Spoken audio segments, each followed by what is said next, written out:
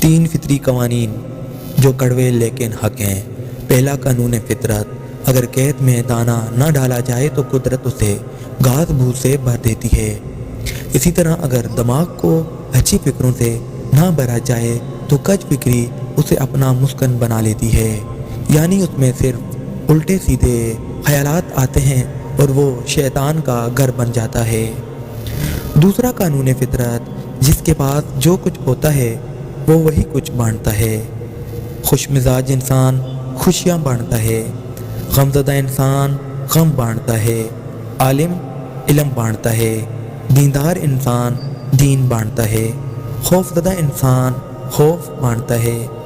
تیسرا قانون فطرت، آپ کو زندگی میں جو کچھ بھی حاصل ہو اسے ہضم کرنا سیکھیں، اس لیے کہ کھانا ہضم نہ ہونے پر بیماریاں پیدا ہوتی ہیں۔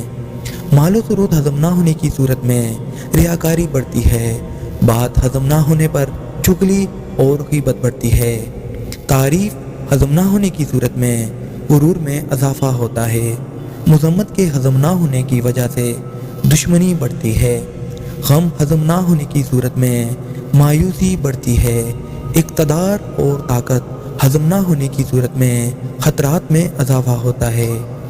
اپنی زندگی کو آسان بنائیں اور ایک بامقصد اور با اخلاق زندگی گزاریں، لوگوں کے لیے آسانیاں پیدا کریں، خوش رہیں، خوشیاں بانٹیں۔